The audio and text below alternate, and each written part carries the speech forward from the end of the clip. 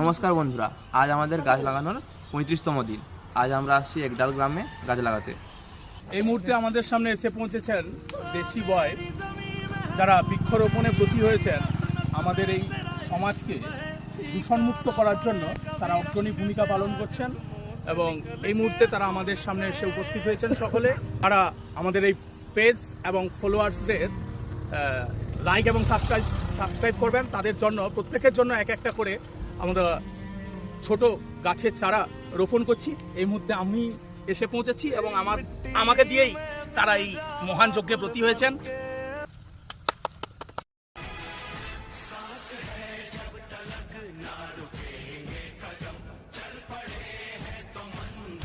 একটি গাছ অনেক প্রাণ। এই গাছটা আমাদের ফলোয়ার সাগর রাউতের নামে।